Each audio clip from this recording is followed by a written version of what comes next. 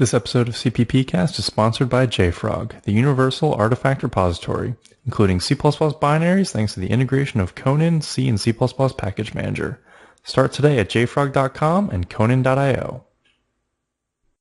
CppCast is also sponsored by CppCon, the annual week-long face-to-face gathering for the entire C++ community.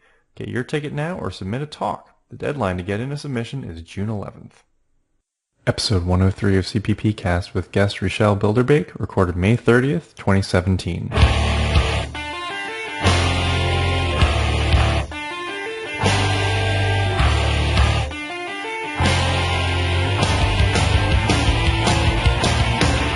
In this episode, we talk about fast JSON parsing and online compilers.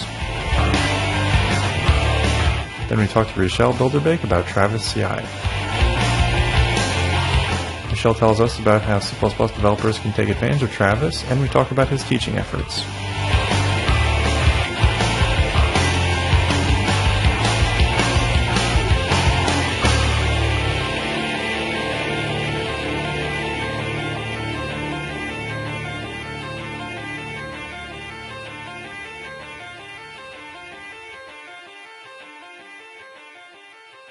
Welcome to episode 103 of CppCast, the only podcast for C++ developers by C++ developers. I'm your host, Rob Irving, joined by my co-host, Jason Turner. Jason, how you doing today? Pretty good, Rob. How are you doing? Doing good. You start your CppCon submissions yet? Yes, I've done one submission to CppCon. I will be doing a second, and I have done 2 and maybe 3 to Meeting C++, actually. Oh, okay. And when's the deadline for Meeting C++? Tomorrow. Tomorrow, okay. So by the time you're listening to this, the deadline has passed. CppCon submission, I believe, is July 11th? Yes. Okay, so you still have some time for that one. At the top of every episode, I'd like to read a piece of feedback. This week we got a message from Patrick on Facebook, and he wrote in, "Hey guys, any thoughts on publishing on the Spotify platform?" We went ahead and submitted CppCast to be on Spotify. I'm not sure if they accept all podcasts. It looks like it's kind of a beta program right now, but hopefully we will get in there and you'll be able to find CppCast on Spotify, which should bring in some new listeners, which would be great. We'd love to hear your thoughts about the show as well. You can always reach out to us on Facebook, Twitter, or email us at feedback@cppcast.com. And don't forget to leave us a review on iTunes. Joining us today is Richel Bilderbeek. Richel is a C++ developer for 17 years. He's mostly interested in what the literature has to say about good C++ practices than teaching children and to adults. Additionally, writing articles, blog posts, and tutorials. In his professional life, he has a PhD in theoretical biology. Richel, welcome to the show. Hey, thanks, Rob. Thanks for having me. What is theoretical biology? Yeah, it's so you know biology, but then it's about the mathematics and computer simulations, investigating the laws of nature. Ooh, nicely phrased, isn't it? So what do you do research in theoretical biology? Is that what you've ended up doing with your career at all? Yeah, in theoretical biology, yes, we do research, but it's a very broad field. There can be practical questions, like, for example, human species. We have 2 sexes, males and females. Bacteria only have 1. Why is that? Why don't we have only 1? Because there are benefits in having 1 sex. But it can also be, for example, I work on speciation models. So if we have 2 DNA sequences of 2 different species, some people like to calculate when they have their common ancestor, and that's what theoreticians do, for example, among many other things. That's very interesting. Now, I'm curious, so what's the most interesting thing that you have worked on personally in theoretical biology? Well, there are, as biologists, we have these cool stories about reproduction. So my most fun to talk about a project is about earthworms. So I've worked on earthworms. It was my first project. And earthworms are hermaphroditic. That means they're male and female at the same time. They cannot mate with themselves, but they can mate with another earthworm. And this is a very gruesome process. When they do, they intertwine and they stick 60 pins of, let's transform it to human proportions, of 1 decimeter inside each other, and inject each other with acidic sperm, Wow. in which sometimes they can dissolve in each other's sperm. This is very, how do you call it, hefty, very strong harm they do to each other. And I have been simulating these creatures in my computer, and it's also fun that you have on your laptop and the memory that that you have species evolving, mutating, and see what's happening. That's just fun. Huh. And actually the question was, so there was this Flemish professor, and he claimed that hermaphrodites, so we are a concourse, we have males and females, but you are either a male or either a female. And the hermaphrodites, they are both at the same time. And there was this Flemish professor that said that hermaphrodites on average have a lower fitness, as in success in raising offspring, than conocorists. And he said, thus, rainworms will evolve into conocorists. And that's a bit of that's an argument you cannot make because the individual will always improve its own fitness over the cost of a species. It's very selfish. So, for example, earthworms, they harm each other as a species, but having this harmful acidic sperm benefits the individual. So my simulation, but it was just a very simple simulation. I was just a student at the time. I've seen it. Hermaphroditism was evolved, and harmful sperm was always evolved because individuals gained for it, gained fitness for themselves with it. For example, let's make a mathematical thing. So let's say there are two people, two rainworms, of course, mating with a receptive earthworm. And let's say that they are nice, both of them. And let's say that the receptive, let's call her the female, just that she can produce 10 eggs. And if both of the rainworms, like call them the males for this story now, if both of them are friendly, then 5 eggs will be fertilized by the first and 5 by the second rainworm on average.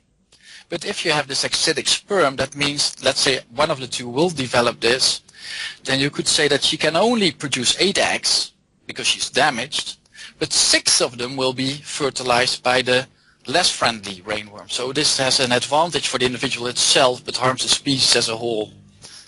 That's an example. I hope it's not too long of an example. No, it's interesting. Yeah, very interesting.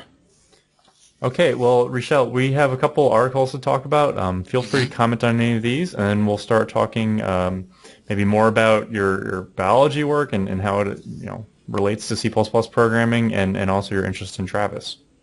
Great. Okay. So this first article is from Chad Austin's blog, and it's about writing a really, really fast JSON parser. And I thought this was pretty interesting. He talks about how this other author who wrote a different JSON parser was able to get significantly improved performance with loop unrolling. Jason, what were you thinking about this one? I definitely tend towards the write clean code and let the compiler do its job. Mm-hmm. And so I'm surprised to see how much of a gain there could be with some loop unrolling and some of these other tricks that he did that helped optimize the pipeline and the compiler, things that the compiler wasn't necessarily able to do on its own. Yeah, and one thing he made note of towards the end is he compared the performance on different compilers, and I think GCC did a better job and didn't gain as much benefit from the loop unrolling, if I have that correct. That is what I read also. Yeah. Richel, do you have any thoughts on this article? Yes, what I liked is, so I'm on Jason's side here as well, that you shouldn't help your compiler too much, like SDL also spoke about that. So I especially liked the phrase, you should not help your compiler, but it appreciates any help it can get. And I found that such a very nice sentence. But I prefer writing clean code myself first, and if you measure it's faster, then it's just great, I think. One of the things that he pointed out was it looks like Visual Studio's optimizer just isn't quite as up to par as Clang and GCC's, and it benefited more from some of these manual tunings. Right. But it's still a very good story. I think that our listeners should read it and see where he able to identify the points where he could speed up his own code. I mean, some of them, like, he changed his enum to being a uint8t instead of the default 32-bit integer or 64-bit integer or whatever the default was, Right. and got significant gains there also. Yeah, it's definitely a good article, and he really breaks down where he was able to, make these performance gains, which was nice to read. And he, kind of brought out some assembly code too, showing what the code was doing exactly. Right.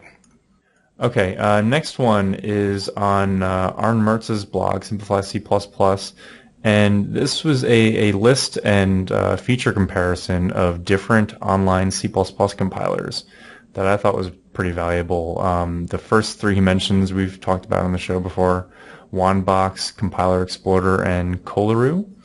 But then he went into a whole bunch of other ones that I don't think I've really heard of before. So that was interesting to see that there were so many available, although he really kind of points to those first three and saying you can really get by using those three. They're kind of the best available. It's quite the extensive list. Yeah, it definitely is. One thing I thought was interesting is, and Jason, maybe you've heard this before, when talking about Compiler Explorer, which is run by Matt Godbolt, he said people will sometimes say they're Godbolting some code. Mm-hmm. You've heard that, Matt Godbolt's last name being used as a verb before? Yes. I actually, I sent Matt a message after I had seen one that was similar. It was something like, I'm going to Godbolt some code on Godbolt. It was basically noun and verbed in the same sentence. Amazing. You must be proud.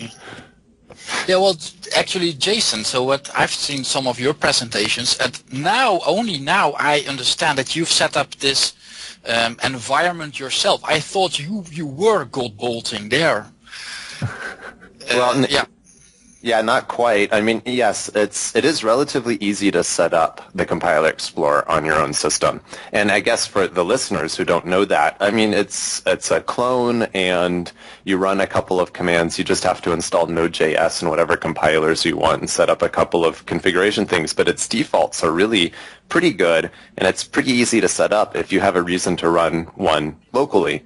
And I've even talked to some people who run their own Compiler Explorer inside their own company so that they can do what they want to do on the compilers that they're testing for their own specific usage, but just have it on their local intranet.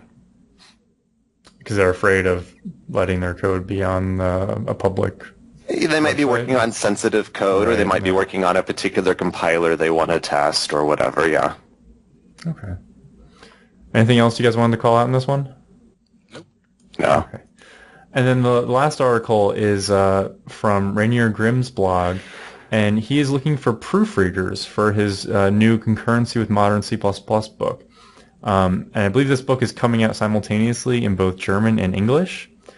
So I think he's mostly looking for English proofreaders just to make sure that the translation came across properly. Right. So there are a couple interesting notes in here. He says he does want you to be a native English speaker, if you're going to proofread it. And this is interesting. You get 1% of the royalties if you do proofread the entire book. You have to proofread the entire book, not just a chapter. Yeah, so if you proofread the entire book, you could make a decent amount of money from helping him out. It's an interesting experience. I worked with him, helped him proofread his previous book, the C++ Standard Library, but I only did one chapter of that, and it was definitely a fun and interesting experience. Yeah. Yeah, well, I'm happy to hear. So I thought this 1% of the profit, I thought that was standard, but thanks to you now telling me that it's an experiment, thanks for clearing that up. I have no idea. I've never heard of someone offering to pay that much to proofreaders before, but I maybe haven't paid attention to it too much. I don't know. Yeah, also personally I was a bit disappointed because I would love to proofread this work, but I'm not a native English speaker, nor a native German speaker. So I wish I could take some look at the code, but too bad. Well, I'm sure the book will be available once he's done getting the proofreading, right? Yeah. Yeah. Okay, so Richel, the main thing we want to talk to you about today is Travis. I think a lot of our listeners have probably heard of Travis CI, but for those that aren't familiar with it, or maybe they've only seen the little badge on a GitHub repo, do you want to tell us about Travis and what it's capable of? Oh yeah, sure. So Travis, it's a continuous integration service. So hence it's called Travis CI, continuous integration. And what it does, if you push your code to GitHub or Bitbucket or whatever, it can do something then. It can respond to this. It can start a script and run whatever you want it to do. And then you, for example, you let it see if it can actually build your code still, run your test suites, and many, many things more. So you said it can do whatever you want it to do. I guess let's maybe go through some examples of what it can do. I mean, compiling and running the test suite is obvious, but there are other things that you'd use Travis for? Oh, definitely. I actually like to collect all the tests I do on my code. For example, I like to do a CPP check on it. So there was this guest of yours, Daniel. So Yes. So I like to CPP check everything I check in. Also OCLint, it's some linter. It's a bit like Matrix++. You've also spoken about that. Mm-hmm. Or it's in your CPP best practices thing. Yes. I like to do gprof for profiling. So I always want to have it run a build that only does some profiling information and the thing I'm most interested in. I like to do data race detection, memory leak detection using Valgrind. I even do spell checking on things that, for example, on the README, if there are spell checks in it. Proselint is a tool that can detect stylistic errors. So if you use the word vary, for example, the word vary is not very informative, so you should remove it. So I like to put everything there. I think it could be interesting to actually, I mean, maybe we're getting ahead of ourselves a little bit here, but I think it could be interesting to go over each one of these things and talk about how Travis can help running those tools and what the results are. So you compile and run your test, then what happens? Well, when I run my test, I put all these flags in it. So when it's run, it says that all tests are passed, that everything worked, hopefully. But also I do this, so I also check with Valgrind if there has been memory leaks. I just like to monitor those things. So if Valgrind detects a memory leak, then how do you report that to the developer? Great question. So you always see these Travis badge status on the GitHubs. If you click on them, you can see the Travis build log, and in that build log you can see the output of Valgrind, Hellgrind, whatever you've put there. So you can just read it. And for example, with Valgrind, I usually like to put it in early because there are always some false positives in there. And then when I do something weird, I want to see if it changes. So for Valgrind, I usually use that as a delta. When I put in something fishy, I want to see if something changed. So can Travis report on this delta automatically, or is this something that you're looking for manually as the human involved in the process? Oh yes, I look as I do it manually because I'm not always interested in that output. So it's there. I can always look back if I expect something to happen. But it's there. Okay. So when I'm sorry, go ahead. Yeah, so I only look back when I need it. For example, also what I do, I like to also do a release build, and then I start my executable with some flag, usually profiling or profile or whatever, and then it does some important things. For example, in a game, I want to see the main game on screen, or the main game loop. And then let it run for, let's say, 10 minutes or 5 minutes. You can do that on Travis. You can see what's going on, but it can run there. And then I want to see the gprof log, and it shows you the profiling log. And sometimes you see that, when there's a big change in what's happened, that's interesting. And also you can clearly see when you have fixed this speed bottleneck. That makes you aware where, so for example, if you have 4 sprites on your screen, and let's say you profile with 1,000 screens, so 1,000 frames, you expect 4,000 times a call to this draw sprite function or whatever function it is. And if it's 10 times more, then something fishy is going on. So it makes you more aware of what's going on in the back with your code.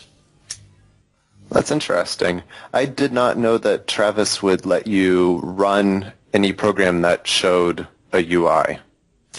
Yes, but of course you cannot you can't click on your mouse button or so. Sure. But it starts a virtual server, and actually it's already. But now we're getting it really ahead.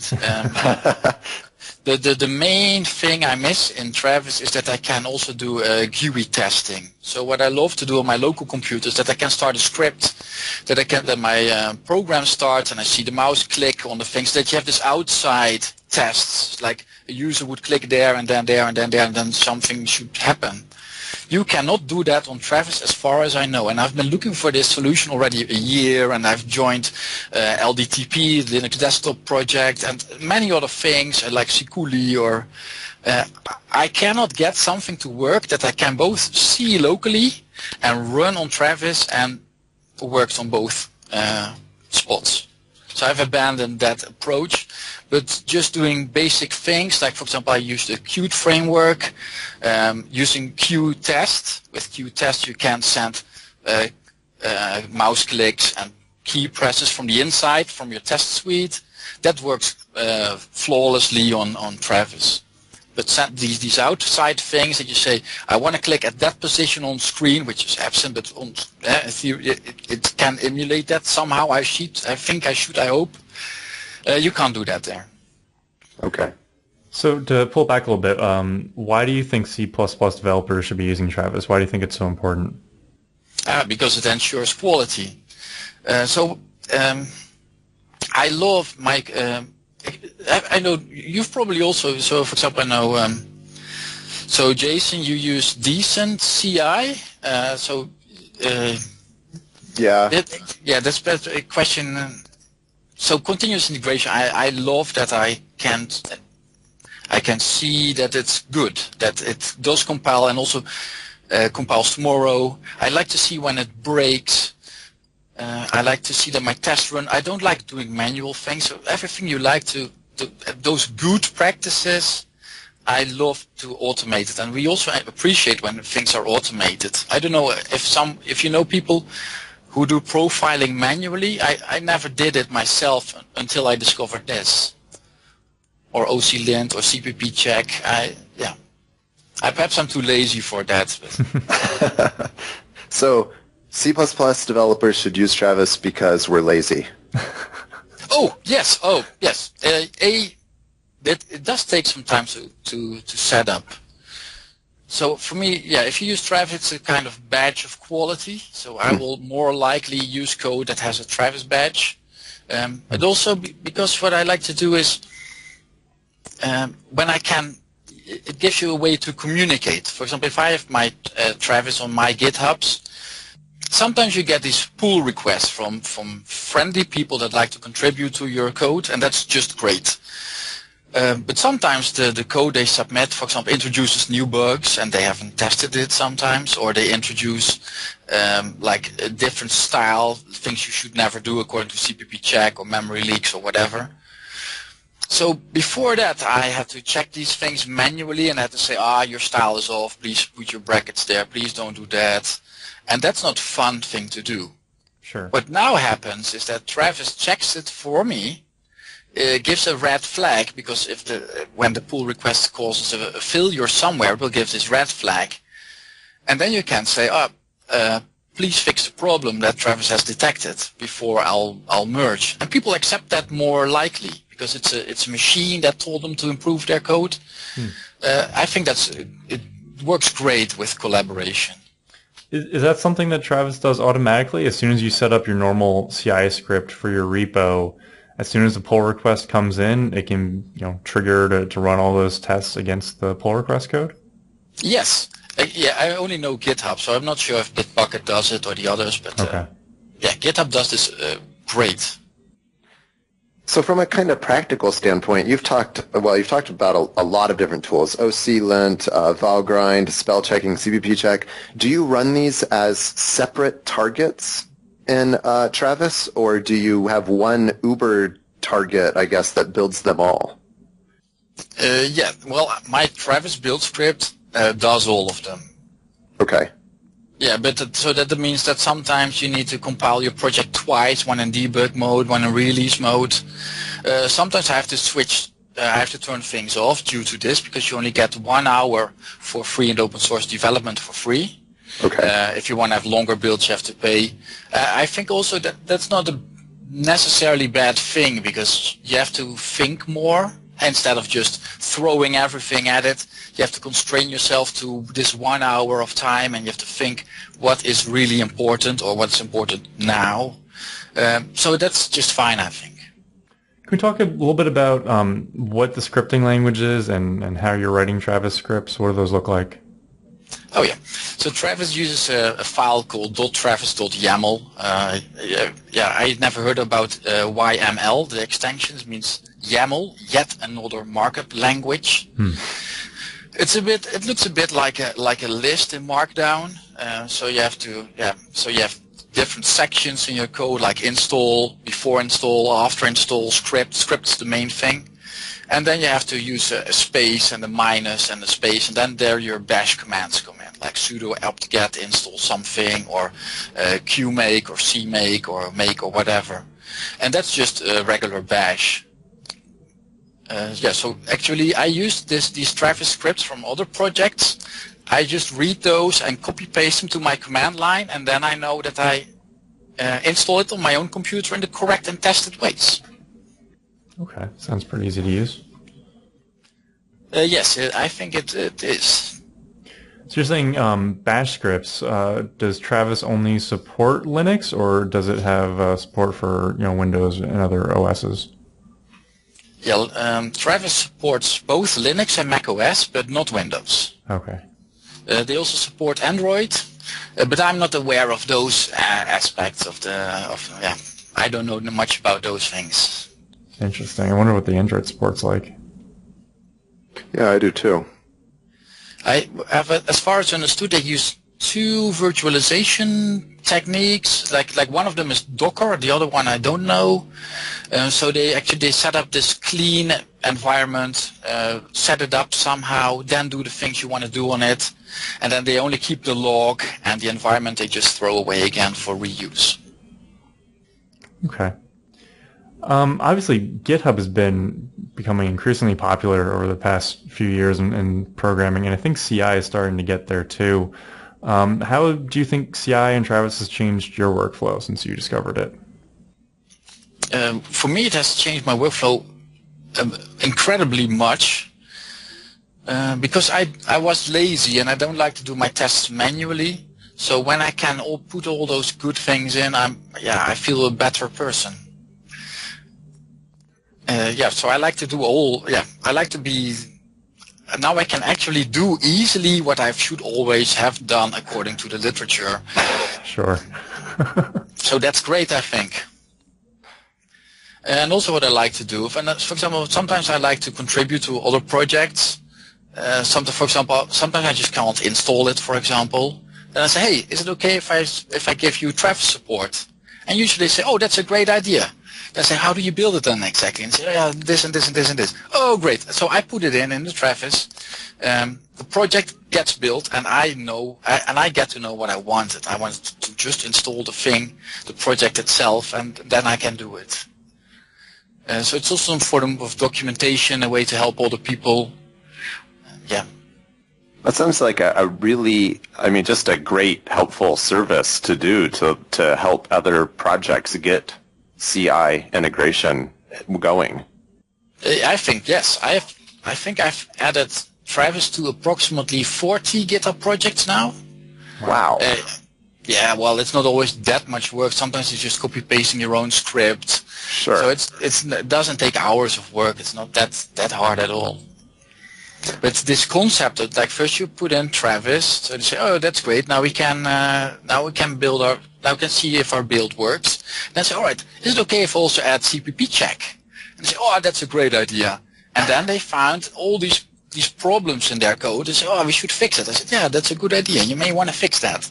And then I step out of it, or perhaps I say, all right, I'll help.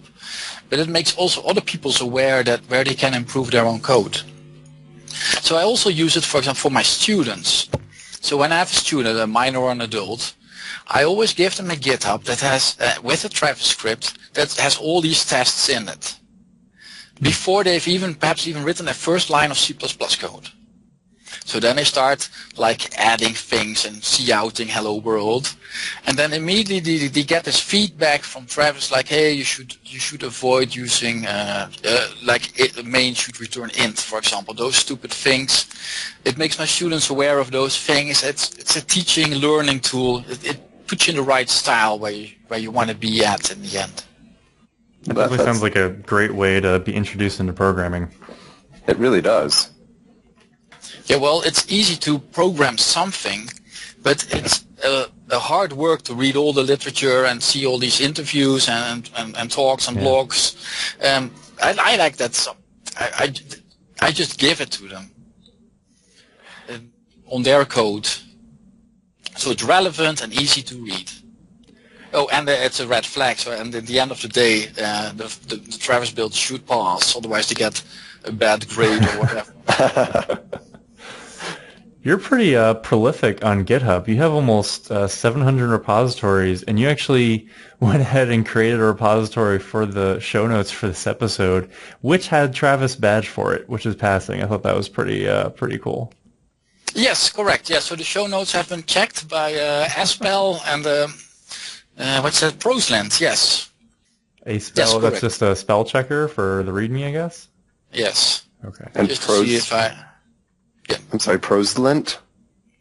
Yeah, Proslint, it checks, there's this book, The Elements of Style. It's about some English how-to guide like you should, that tells you about how you should write prose.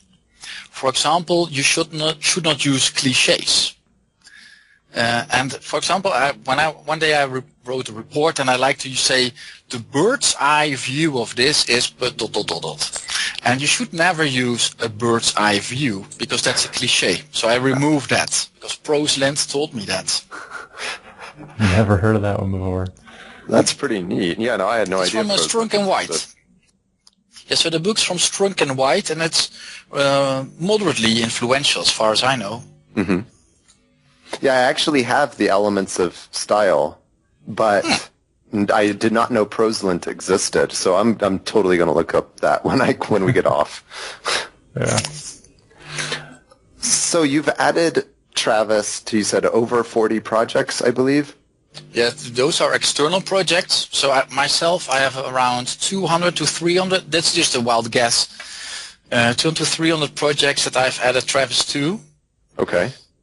So some of them are minimal examples. I like having minimal examples. I like that if somebody says, all right, I want to use Qt5 and SFML and I want to use Boost Test, then I say, all right, go there. And they get this one Travis script. They can just copy paste and work with that. But those are about 100 to 200 small minimal example GitHubs that are well connected more or less. But also the bigger projects like, so I know, Jason, you use CppCast. You've checked it with CppCheck and see what happened. So I like to put all these tools, see how good they are on all my code bases.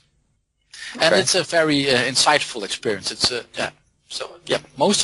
all my games have Travis for sure.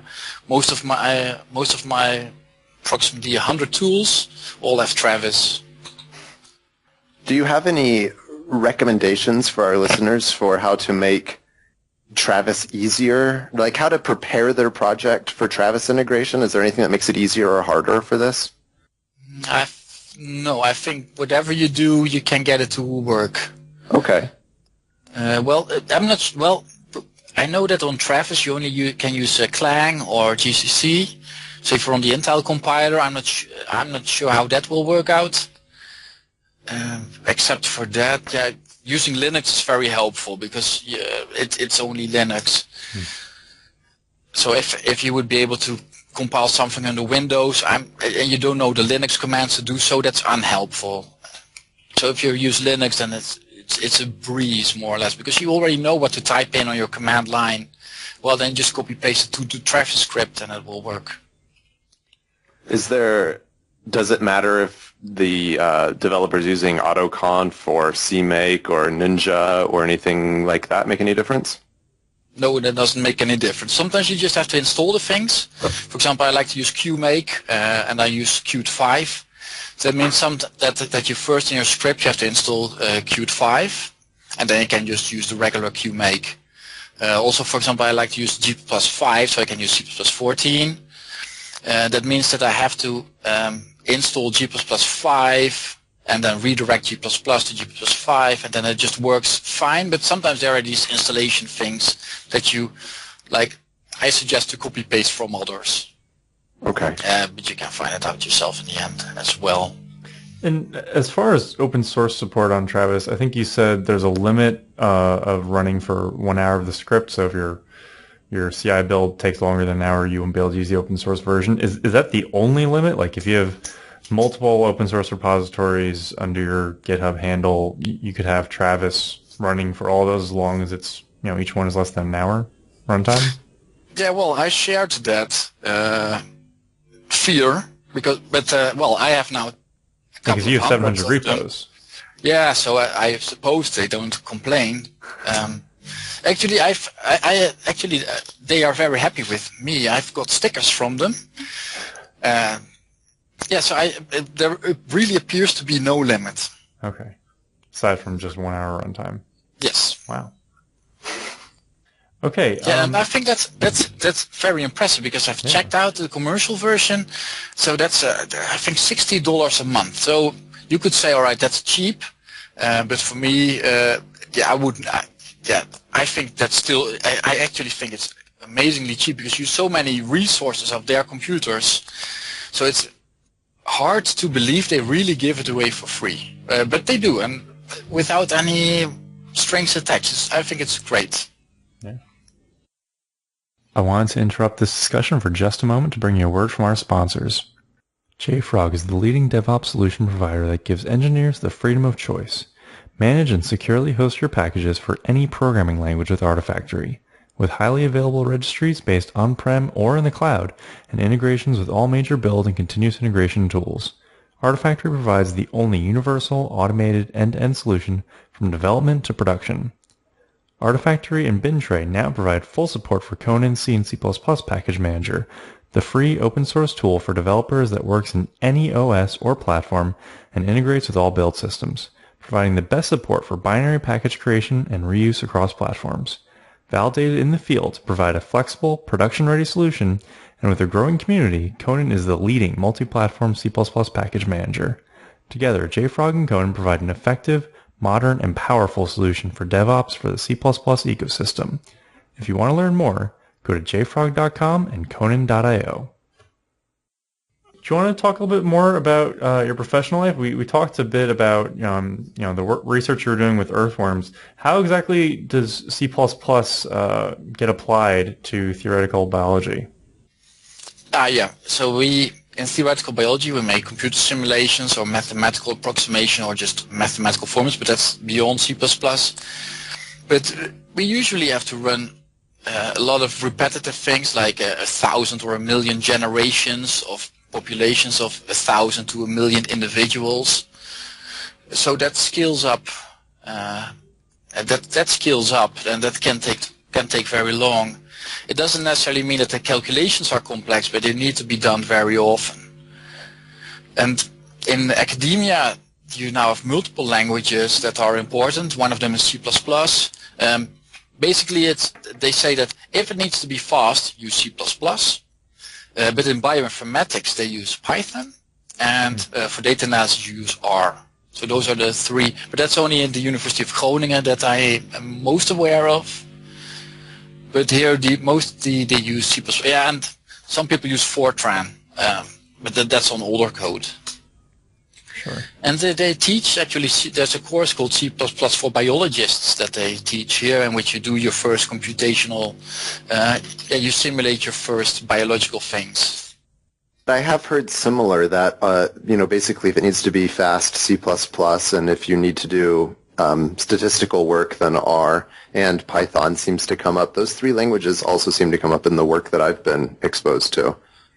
Yeah, so I had to use R for writing simulation code, and I have to stick to it, I think. But I've never been so slow in developing code, I think.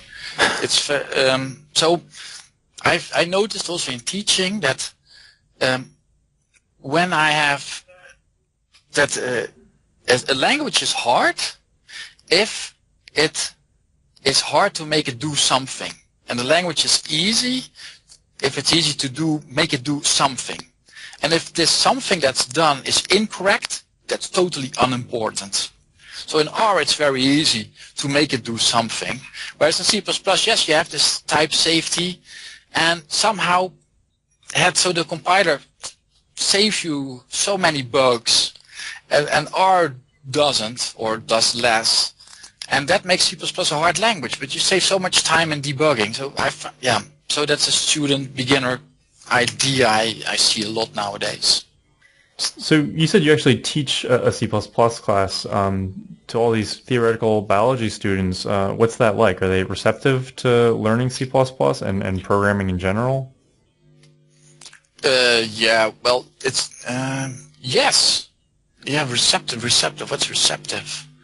Yeah, well, they have to teach to learn C++ because it's the culture, it's a language used for simulation, so you have to learn it.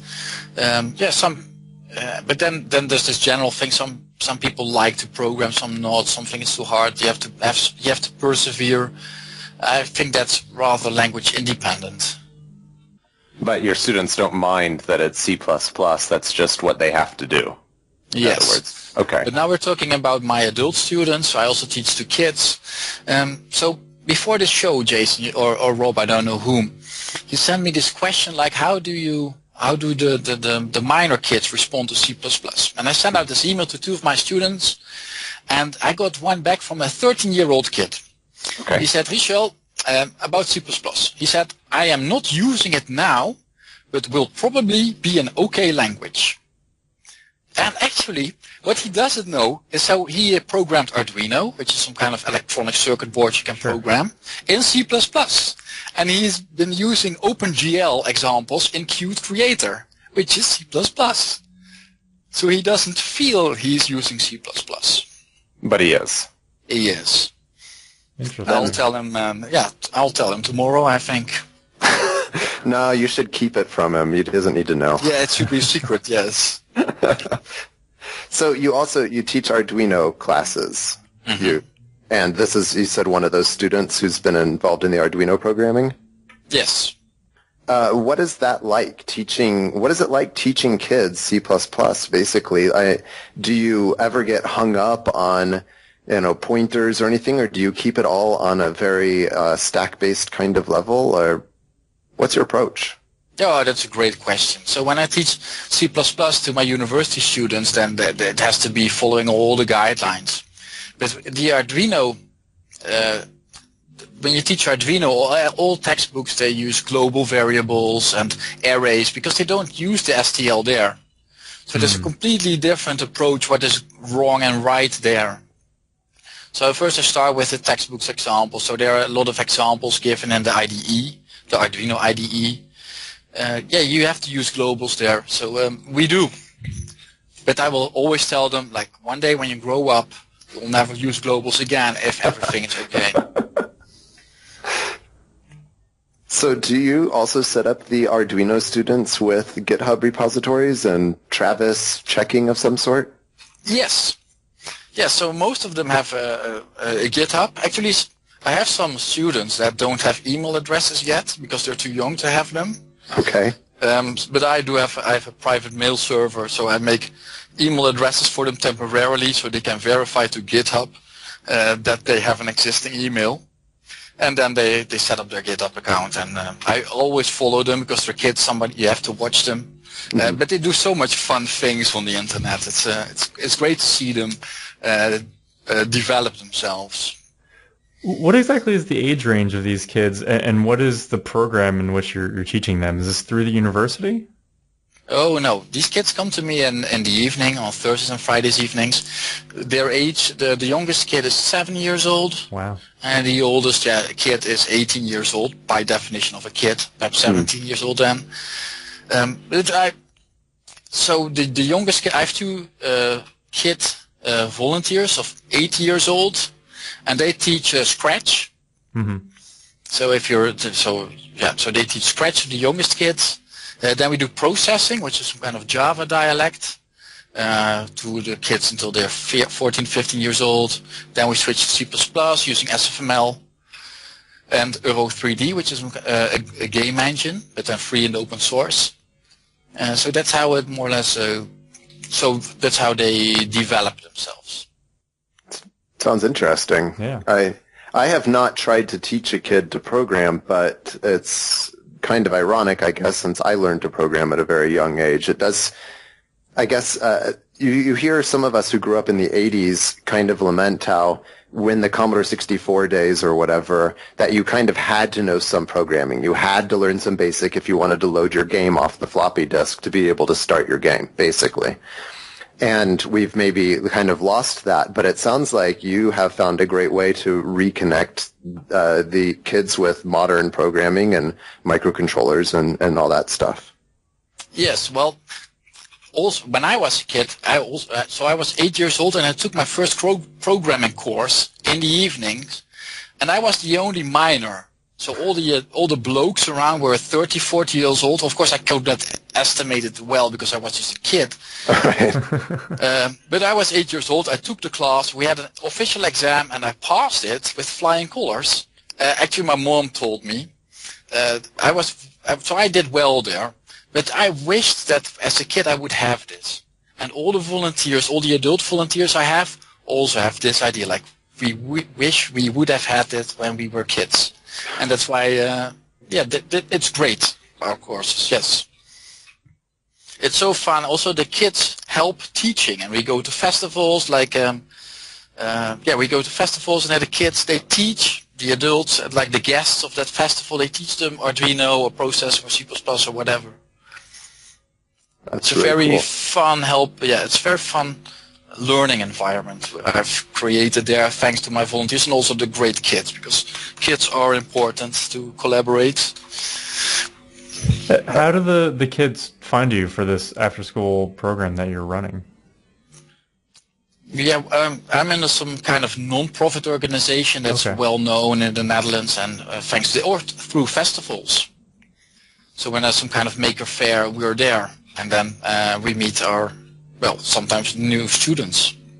Is this with code.org or some other nonprofit? Oh yes, yeah, with code. Not code.org, but the Maker Faire. I don't know if it's in America. I'm not sure. Yes, the Maker Fairs are also in America. Yes. Oh yeah, because it's international. Yes, so we're there. We were at the Maker Faire. If there's some festival in my city, I ask the kids, "Hey, you want to join?" And they say, "Yes, that's fun." Well, go ahead if you want to give a specific plug out to your organization or the next fair you're going to be at for the listeners who happen to be in your area. So the non-profit organization is De Jong Onderzoekers, the Young Researchers, and the next festival we'll have an open day. We call it the Science and High Tech Day. It's in a couple of weeks at De Jong Onderzoekers, in which you can meet my kids and they will teach you how to do program with Arduino or processing. But I don't know the exact date. Okay, well, if you have a link to that, we can put it in the show notes for you. Oh, great, I will. Okay, and where can people find you online or find more information about some of the stuff you're doing? Well, my GitHub is probably the place to go. I've pinned my favorite repositories that I think are most important for other people to find. GitHub, that's it. Okay. Okay, well, thank you so much for your time today, Richel. Thank you guys so much for having me. Yeah, thanks for joining us. Thanks so much for listening in as we chat about C++. I'd love to hear what you think of the podcast. Please let me know if we're discussing the stuff you're interested in, or if you have a suggestion as we chat about C++. I'd love to hear what you think of the podcast. Please let me know if we're discussing the stuff you're interested in, or if you have a suggestion